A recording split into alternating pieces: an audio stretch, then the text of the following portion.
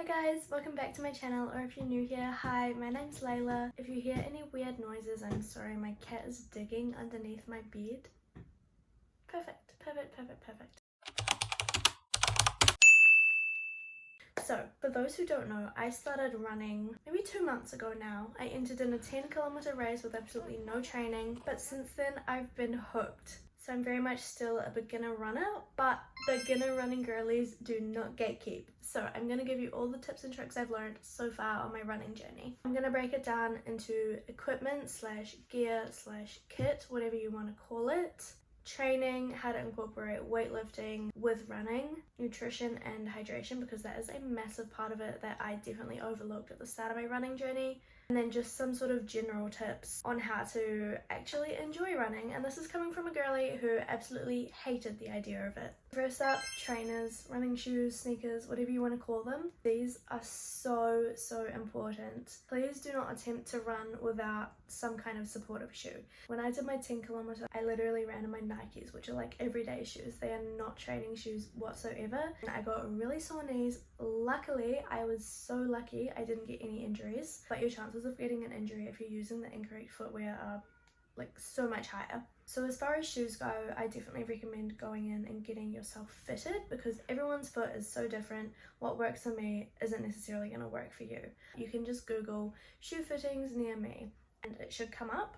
So I went into Shoe Clinic. It's a little bit embarrassing because you have to run up and down the shop and then you have to run on the treadmill and they film it just so that they can see sort of how your body works, how your joints work, how it all sort of works together to find your perfect shoe fit. So I tried a few different ones on as well, and then you do sort of repeat the process with each shoe so that they can see if the shoe's working for you or if it's not. For me personally, my knees caved in, so my arches need a little bit of extra support, which just corrects my sort of knee caving so that I don't get sore knees when I run, because that is something that I really struggle with as well. I get really sore knees when I run, so I sort of have to work quite hard to keep on top of that. So for me personally, I have the Asics Gel Kayano. I'll pop them up on the screen for you guys. They are neon green. I absolutely love them. They're my favorite things ever, and they're so comfy. It's like running on a cloud. The next piece of kit, I would definitely recommend a good pair of running shorts. I haven't found a pair that I absolutely love. I have my white ones that are from Amazon. You guys always go crazy over them whenever I post them.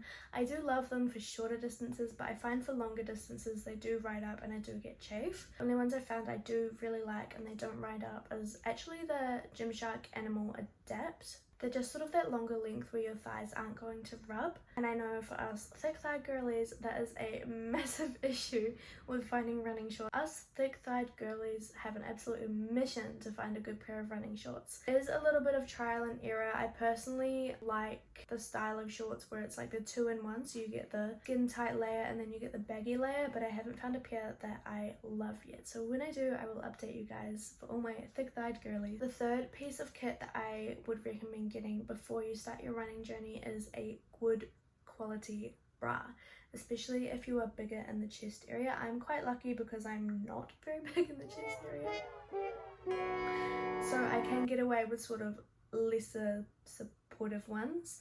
But if you have a bigger chest, I would definitely recommend a really supportive bra, because you know, running, it's not particularly comfortable. One that I really like is actually the Define Impact bra.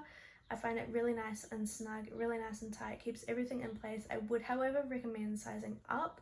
I personally just find it's a little bit too snug if I get my normal size, so I would just size up 1. So that is sort of the essentials that I would recommend you get as far as kit goes, and then these are just sort of some little bonuses that I find just make my runs a little bit funner. So the first is my glasses. I absolutely adore my glasses. They're from Amazon. You guys go crazy over them whenever I post them. They are pink. I'll put photos on the screen for you guys. These are my pride and joy. I cannot go running without them, even if it's raining, even if it's, you know, not really that light outside. I have them on because I just love them with my whole entire heart. The next piece of kit that isn't necessarily a must but does make my life a little bit easier is my running belt. This is from Amazon again, shout out Amazon. It just clips around my waist. It's got the 2 little bottles I can fill with water. I personally put electrolytes in it. We'll get into that a little bit later. but it's got 2 little water bottles, which I definitely need because I am somebody that just gets really thirsty on my run. I can't keep going if I feel thirsty. I can't do it, so I need to bring water with me. So I really love this running belt because it's got the little water things and they're not too heavy. One thing I do find really annoying is when I drive somewhere to go for a run and before I had my belt I just had to carry my keys. That is the worst thing ever. So if you're planning on driving somewhere and then running, I would definitely recommend getting a belt as part of your like essential kit as well, just because it makes life so much easier. And then, you know, health and safety as well. Like if you fall over and you've got your keys in your hand, you're not going to be able to properly like brace yourself. So yeah. The last thing I'm going to mention, which some people would probably argue is an essential, but I personally don't think it's an essential, are running socks. These are really important, but I don't think you have to get them before you start running. So running socks essentially help keep the moisture, I mean, I don't really know the science of it, but I think they help keep the moisture off your feet and they help prevent blisters. I don't get blisters that easily, but once I started going on longer runs, I noticed that I was getting a few blisters and it was a pain in the bum, to be honest. So running socks definitely help with that. They're really good. Next, I'm going to talk about training. This is probably my most requested topic to talk about because obviously I have been a weights girly for 2 years now and now I'm trying to sort of incorporate running as well. I'm going to give you guys a breakdown on what I personally do. I'm not a qualified personal trainer, I'm not a qualified coach or anything, so do take this with a grain of salt because I'm not licensed to say any of this. So first I'll talk about the different types of runs because otherwise this is going to be a little bit confusing if I don't go into this. For me personally, I do 3 different types of runs. So I do a long run, I do an easy run, and I do a tempo run. So a long run is sort of, well, I mean, it speaks for itself. It's the longer distances. So pretty much anything over 10Ks at the moment. When I first started, my longer runs were 5Ks. So you just sort of work your way up. Your longer run is essentially just your longest run of the week. And then your tempo run is typically, I sort of switch it up. So it can either be an interval run where you're running at a set pace. So a quick pace for say a minute and then you slow down your pace for a minute and you just sort of repeat that. Or a tempo run for me can also be just a really quick run where I'm trying to hit a certain pace or a certain time. And then a easy run is not necessarily easy, it just means you run it at a pace that isn't challenging for you. My sort of average pace if I'm just running normally is around 6:45, so for me an easy run would be sort of 7:30. You can do it based off your heart rate as well, so you try and keep your heart rate below a set number of beats per minute. I personally go off pace because I sort of know what kind of paces I need to be doing, so I'll just do sort of a 7:30. If it's feeling too hard, you just sort of slow down. So with that out the way, let's talk about my training plan and how I incorporate running and weightlifting. I'm gonna go through it day by day for you guys, starting with Monday. So Mondays I don't run. Mondays I train quads and calves. Tuesdays I do my easy run, so currently this is around 6 to 8 kilometers at a slow pace, so 6 to 8 kilometers at around 7:30 pace. I also just want to add that my pace is not going to be the same at your pace, so a slow pace for me might be a fast pace for you, or a slow pace for me might be really slow for you, so don't try and compare your pace to mine. Wednesdays I train glutes and hamstrings at the gym. Thursdays I do my tempo run, so my fast paced run or an interval run. Fridays I do a full upper body at the gym. Saturdays I do my second glute session of the week, and Sundays I do my long run. And then depending on how my body feels, I will sometimes take a complete rest day during the week, or I will combine 2 of the days. So say Thursday and Friday, I could combine those and do my tempo run and my full body session in one day, and then take Friday completely off. Just sort of go by how I'm feeling as to if I have a rest day or not. Like I don't necessarily program them in. Yeah, it's just purely based off how I feel and how my body feels. One thing I want to touch on as well, just before we move on to nutrition and hydration, is cadence. So this is a term that is quite often used within the running community. I didn't know what it meant until last week because nobody told me, so I'm gonna save you guys the embarrassment and I'm gonna tell you. Cadence is essentially how many steps you do per minute, so how many times your feet touch the ground. You really want to try and get a fast cadence. From memory, I think it's 150 to 200 steps per minute. So increasing your cadence helps with endurance, and it also helps you to build up your pace. Also helps with knee pain. So I'm someone that has sore knees. I touched on that a little bit already, but one of the reasons that my knee pain was so severe, and it was severe, it was really sore, like I was just about limping at times, was because I had a really slow cadence. So I was doing these massive like leaps like a horse. Because I was doing these massive steps, there was a lot of impact going in. So you think about the more impact on the ground, the more impact is going to be on your knee, on your hip, on your back even. So by improving your cadence and taking those smaller, like quicker, shorter steps, you're sort of cutting out that impact, because rather it being like boom, it's sort of like tap, tap, tap. Like a really bad explanation, but hopefully that makes sense. Let's move on to nutrition slash hydration. Again, I just want to say I'm not a qualified nutritionist, so take this with a grain of salt. This is purely just what I've learned from experience. First one, you need to eat. You cannot be in a deficit, or I wouldn't recommend being in a deficit if you're training for a half marathon, for a 10 kilometer, for whatever it is. Because especially if you are new to running, because you're going to be burning more calories. If you're already in a deficit, you're just going to run yourself into the ground. Your body needs fuel to be able to have the energy to run those long distances. Trust me, I have tried to run 12 kilometers on an empty stomach. It is not fun. Not fun one bit. So what I personally try to do is eat a really good dinner the night before. So I'll try and eat a lot of carbs and a lot of protein. So carbs are a really good energy source for running, and then protein helps with muscle regeneration.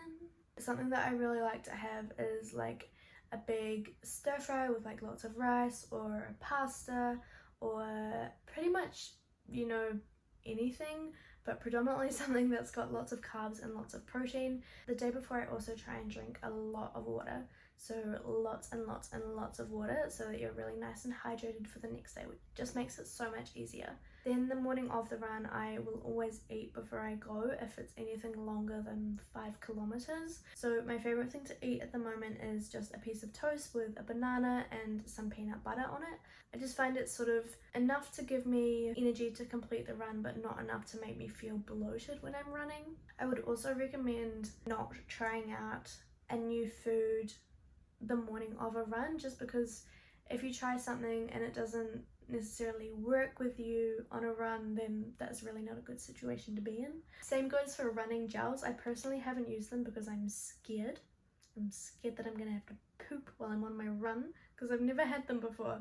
So if you do start using gels, or you want to start using gels, I would just be careful and look into that before you just go ahead and try them, because I don't know, they just terrify me. Then post run, I like to do the same again. So I have lots of carbs and lots of protein to really refuel my body. I'm not really too phased about the fat. Like if it's got fat in it, it's fine. I'm not trying to avoid fat or anything, but I really just want to refuel my body and gain my energy back after the run. As for hydration, like I said earlier, I do have to take water with me when I run. I'm someone that just needs to have water with me. I think it's more of a mindset thing. I just can't do it if I don't have water with me.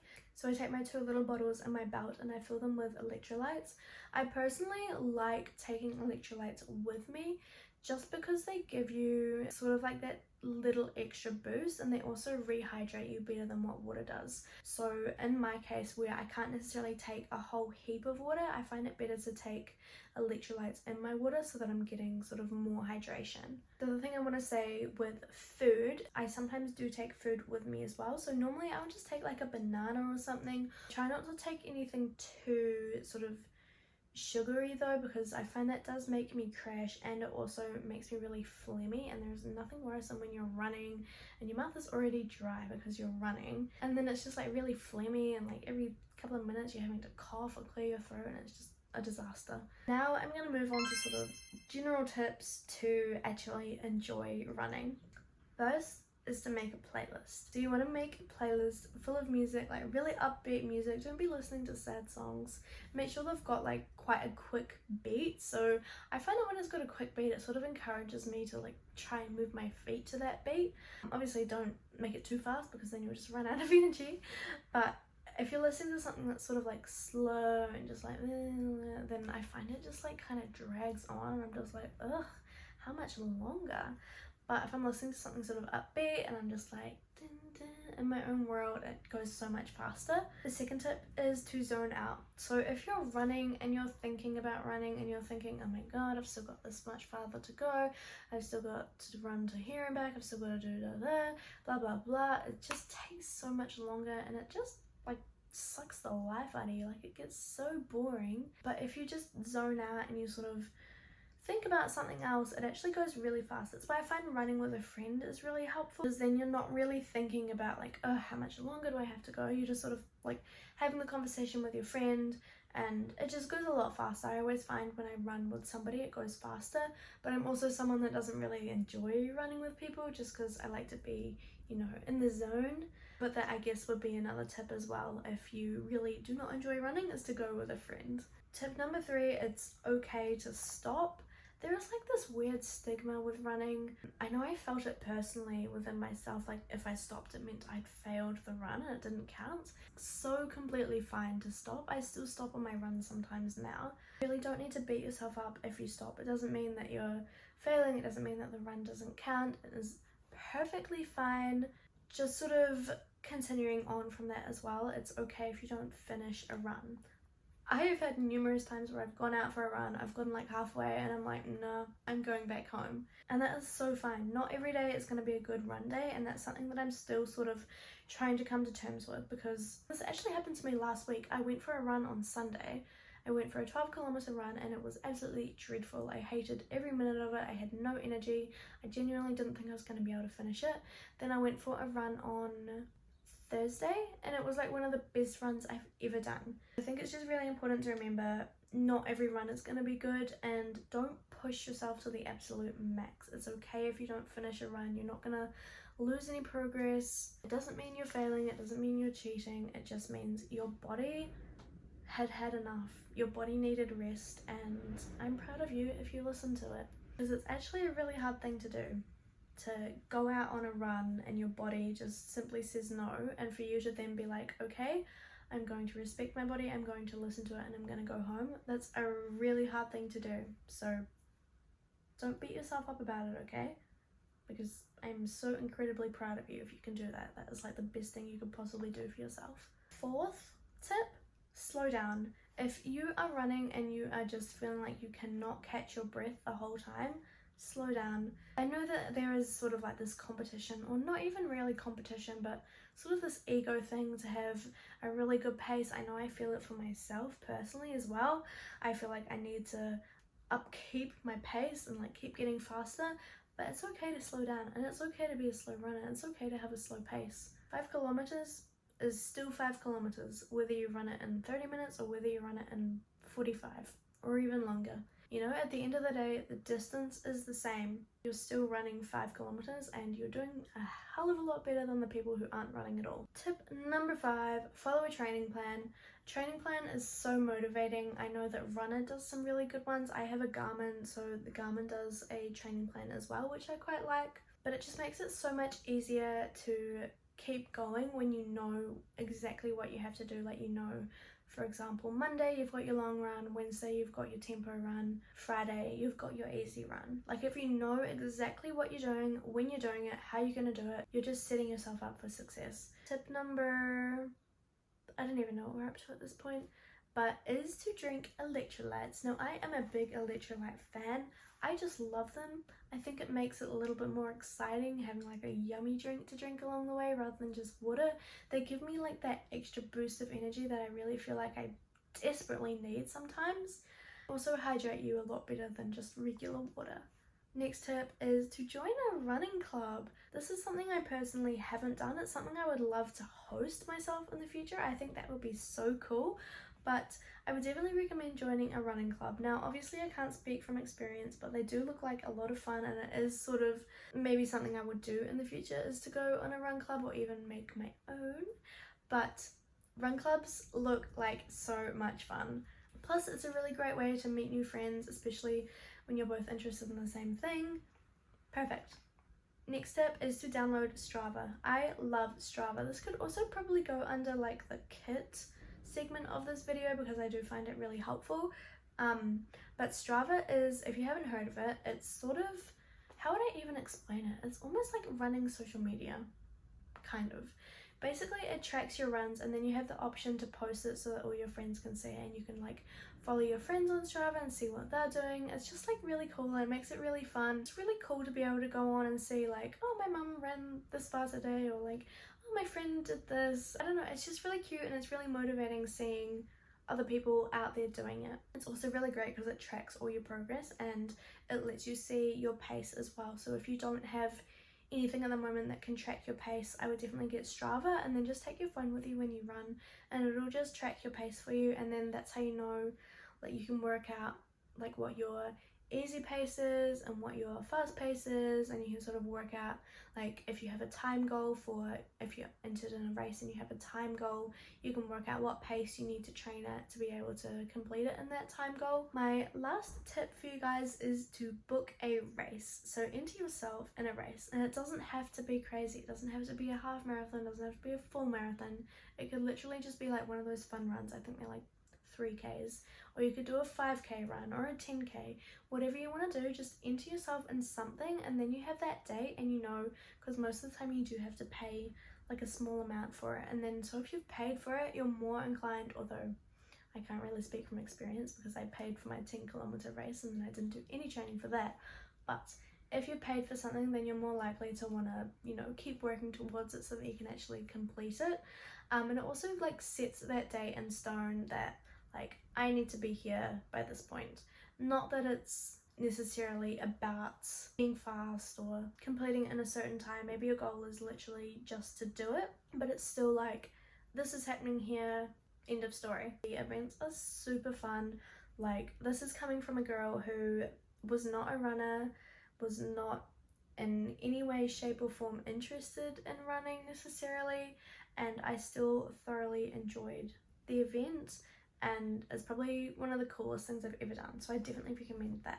Okay, that is everything I've got to say. Like I said, I am still very much a beginner runner. Take everything I say with a grain of salt, but I just wanted to share the tips and tricks I've learned along the way so that hopefully I can help you guys who are maybe just starting your running journey, or maybe you've been running for a while but you've just sort of been doing it quite casually and you want to sort of maybe take it up a level.